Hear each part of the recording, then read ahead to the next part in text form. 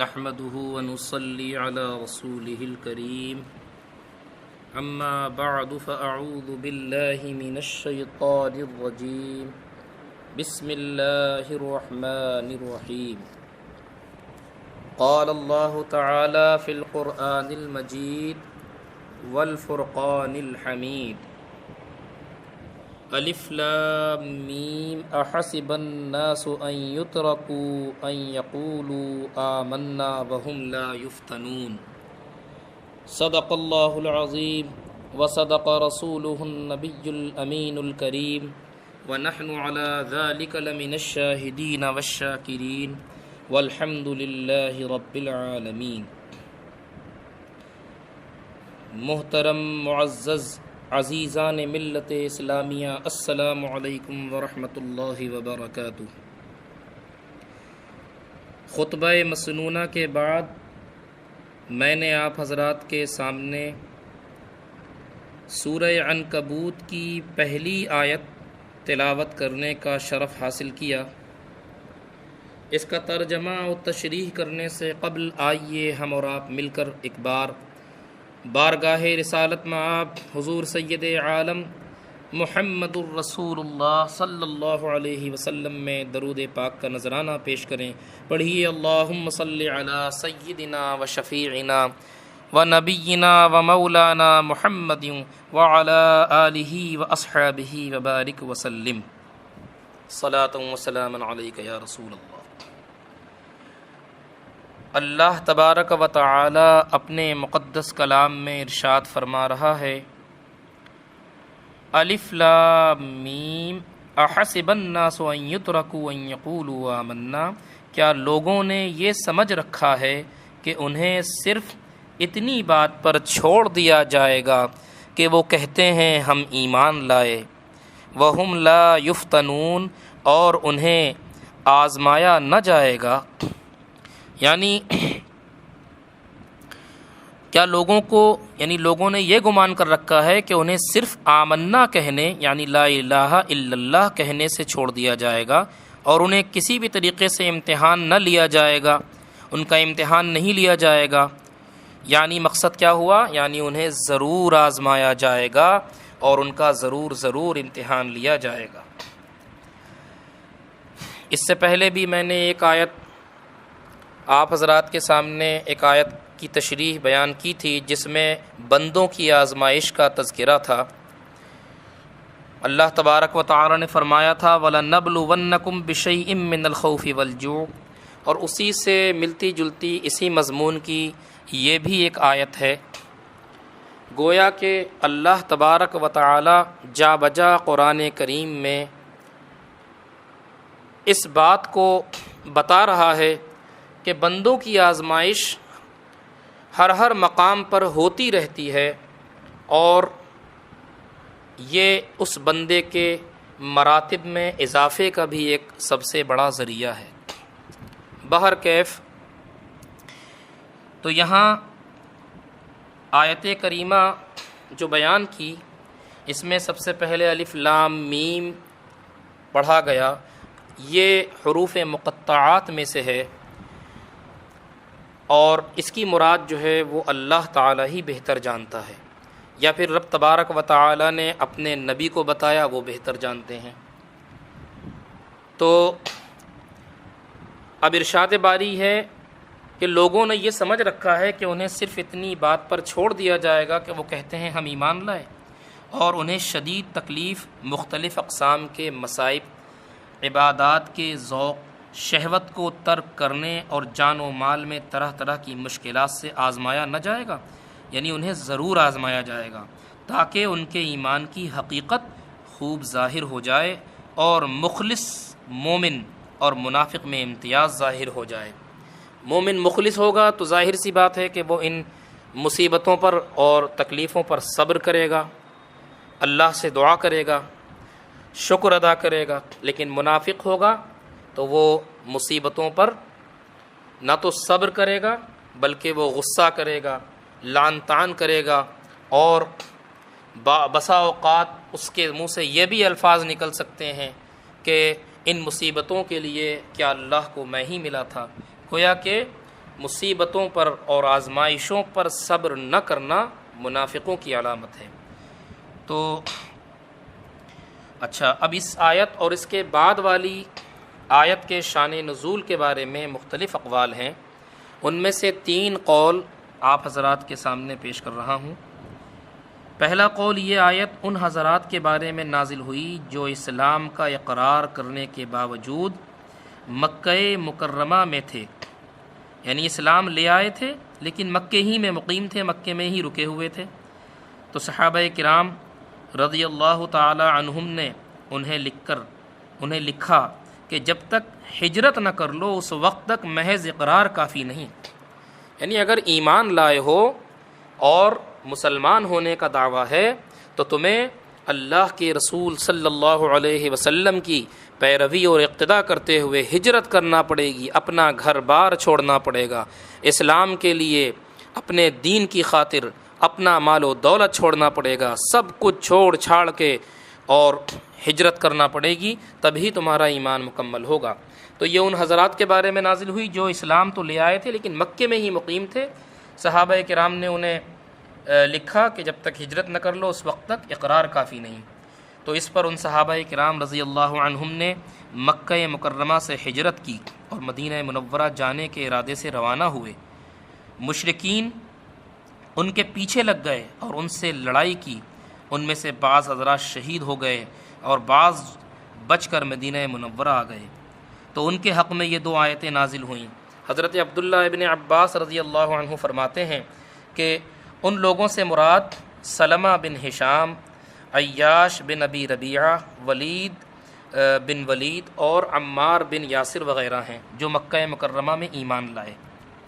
تو ایک قول تو یہ رہا۔ دوسرا قول یہ ہے کہ یہ آیتیں حضرت عمار رضی اللہ عنہ کے حق میں نازل ہوئیں جو اللہ تعالیٰ کی عبادت کرنے کی وجہ سے بہت ستائے جاتے تھے، کفار انہیں سخت ایذائیں پہنچاتے تھے، طرح طرح کی تکلیفیں پہنچاتے تھے۔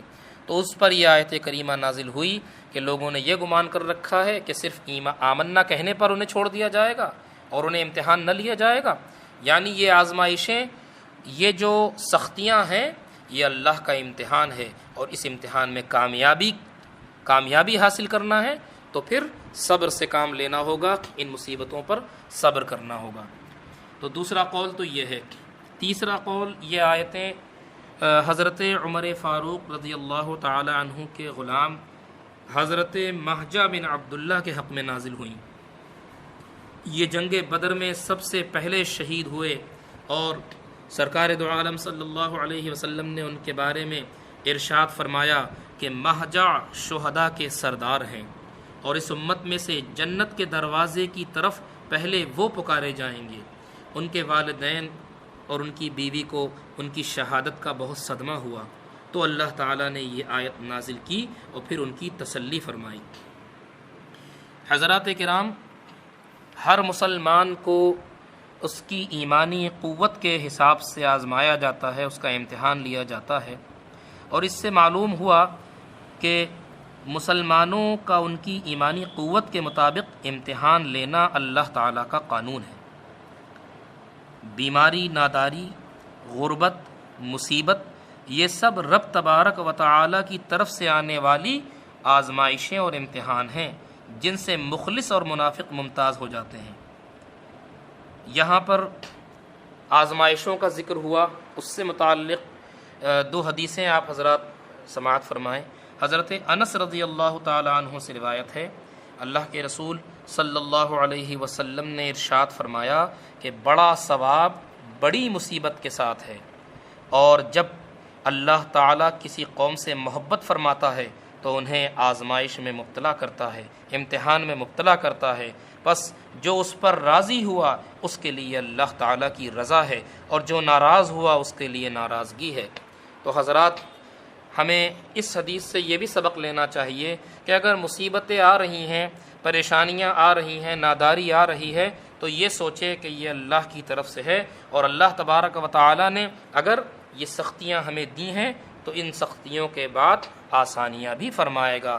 قرآن پاک میں ارشاد باری تعالیٰ ہے، اِنَّ مَعَ الْعُسْرِ یُسْرًا، کہ بے شک تنگی کے بعد آسانی ہے، ہر تنگی کے ساتھ آسانی ہے۔ تو تنگیاں آتی ہیں تو اس کے بعد آسانیاں بھی آتی ہیں۔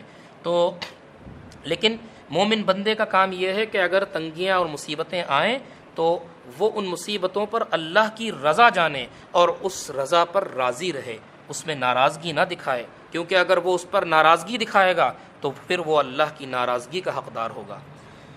اچھا، ایک حدیث پاک حضرت سعد رضی اللہ عنہ فرماتے ہیں کہ میں نے عرض کی یا رسول اللہ صلی اللہ علیہ وسلم، لوگوں میں سب سے زیادہ سخت آزمائش کس کی ہوتی ہے؟ تو اللہ کے رسول صلی اللہ علیہ وسلم نے ارشاد فرمایا انبیاء کرام کی، پھر درجہ بدرجہ مقرب بندوں کی۔ آدمی کی آزمائش اس کے دین کے مطابق ہوتی ہے، اگر دین میں مضبوط ہو تو سخت آزمائش ہوتی ہے، اور اگر دین میں کمزور ہو تو اس کے دین کے حساب سے آزمائش کی جاتی ہے۔ اور بندے کے ساتھ یہ آزمائشیں ہمیشہ رہتی ہیں، یہاں تک کہ وہ زمین پر اس طرح چلتا ہے کہ اس پر کوئی گناہ نہیں ہوتا۔ اس حدیث کو ترمذی نے روایت کیا ہے۔ تو آپ نے سنا کہ آزمائشوں میں سب سے سخت آزمائشیں انبیاء کرام رضوان اللہ علیہم اجمعین کی ہوتی ہیں۔ یوں تو اللہ تبارک و تعالی نے انبیاء کرام مرسلین عظام کا امتحان لیا ہے، لیکن سب سے بڑا امتحان ہم سب کے آقا و مولا حضور احمد مجتبی محمد مصطفیٰ صلی اللہ علیہ وسلم نے دیا ہے، کہ آپ کے گھرانے کا یہ حال ہے کہ حضرت ام المومنین عائشہ صدیقہ رضی اللہ عنہا فرماتی ہیں کہ 2 مہینے گزر جاتے اور ہمارے گھروں میں چولہا نہیں جلتا، یعنی کھانا نہیں بنتا۔ کھانے پینے کے لیے صرف 2 ہی چیزیں تھیں، کھجور یا پانی۔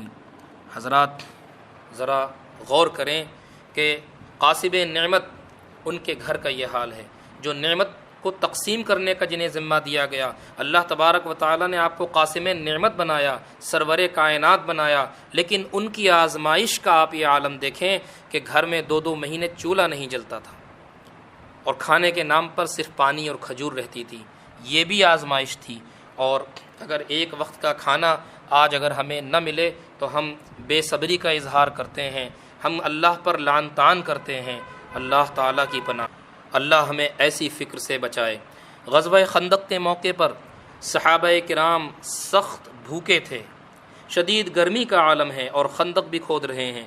بھوک کی وجہ سے پیٹ پر ایک پتھر باندھا ہوا ہے۔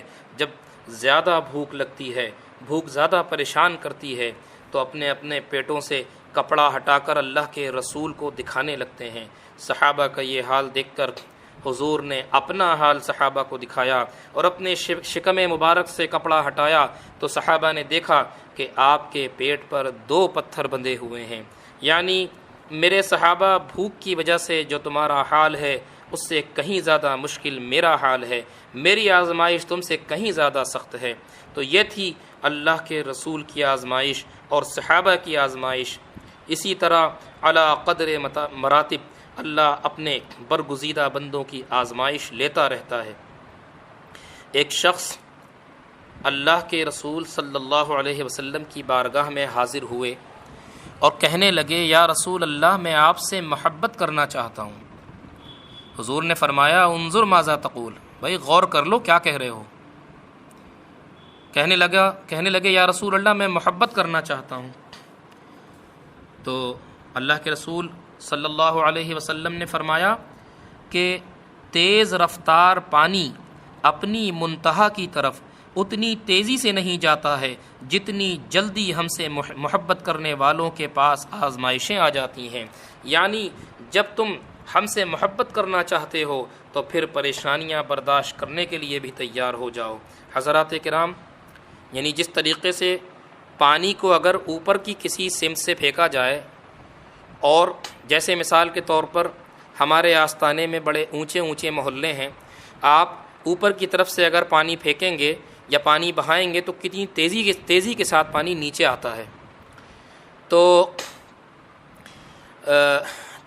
تو سرکار نے فرمایا کہ جتنی تیزی سے پانی اوپر سے نیچے کی طرف آتا ہے، اس سے بھی تیزی سے ہم سے محبت کرنے والوں کے پاس آزمائشیں آ جاتی ہیں۔ یعنی محبت اگر کرنا ہے تو پھر سختیاں بھی برداشت کرنے کے لیے تیار رہو۔ اور یہ تو حقیقی محبت کا عالم ہے، دنیاوی محبت ہو آپ اس میں بھی دیکھ لیجئے کتنی کتنی سختیاں اٹھانا پڑتی ہیں۔ آپ نے لیلا مجنوں کی کہانیاں سنی ہوں گی کہ کیسے کیسے اس نے مشقتیں اٹھائیں، تکلیفیں اٹھائیں، وہ تو مجازی محبت تھی، اور یہ حقیقی محبت ہے۔ تو یہ حقیقی محبت جو کہ اصل کامیابی ہے، زندگی کا اصل مقصد ہے، ظاہر سی بات ہے اس میں تنگیاں اور پریشانیاں تو ضرور آئیں گی، لیکن مومن بندہ وہی ہے جو ان تنگیوں پر صبر کرے گا۔ حضرت عثمان غنی رضی اللہ تعالی عنہ اسلام لانے سے قبل بہت مالدار انسان تھے، لیکن اسلام لانے کے بعد آپ نے اپنا سارا مال حضور اکرم صلی اللہ علیہ وسلم کے اشارے پر قربان کر دیا۔ جب بھی آقا کے پاس کوئی سائل آتا، اگر آپ کے پاس کچھ ہوتا تو دے دیتے، ورنہ کہتے جاؤ عثمان کے پاس چلے جاؤ، وہ تم کو دے دیں گے۔ تو دیکھیے وہ مالدار تھے، انہوں نے یہ نہیں سوچا کہ میرا مال ختم ہو جائے گا، میرا مال ضائع ہو جائے گا، انہوں نے یہ دیکھا کہ میرے آقا کیا فرما رہے ہیں، آقا کا حکم ہے، مال قربان کر دیا، راہ خدا میں خرچ کر دیا۔ کوئی سائل آ رہا ہے، سرکار سائل کو حضرت عثمان غنی رضی اللہ عنہ کے پاس بھیج دے رہے ہیں۔ وہ یہ نہیں دیکھ رہے کہ میرے پاس مال کتنا بچا ہے کتنا نہیں بچا، بلکہ وہ یہ دیکھتے ہیں کہ بھیجنے والی ذات کون سی ہے۔ تو لہٰذا یہ گویا کہ مال کو اللہ کی راہ میں خرچ کرنا بھی ایک بڑی آزمائش ہے، کیونکہ مال انسان کی بڑی پسندیدہ چیز ہوتی ہے، مال آدمی سے جلدی چھوٹتا نہیں ہے، لیکن جب اللہ کی آزمائش آئی، اللہ کا امتحان آیا، اللہ کے رسول کا حکم و فرمان آیا تو وہ قربان کر دیا۔ یہی طریقہ ہے صحابہ کرام کا، اور یہی طریقہ ہم مومنین کو بھی اپنانا چاہیے۔ اللہ تبارک و تعالی ہمیں ان مقدس حضرات کی زندگی سے سبق لینے کی توفیق عطا فرمائے، اور آزمائشوں پر صبر کرنے اور اپنی رضا پر راضی رہنے کی توفیق عطا فرمائے۔ رب تبارک و تعالی ہمیں ہر طریقے کی مصیبتوں سے، ہر طریقے کی تکلیفوں سے نجات عطا فرمائے، اور اپنے حبیب محمد الرسول اللہ صلی اللہ علیہ وسلم کی سنتوں پر عمل کرنے والا بنائے۔ وما علینا الا البلاغ۔ السلام علیکم ورحمۃ اللہ وبرکاتہ۔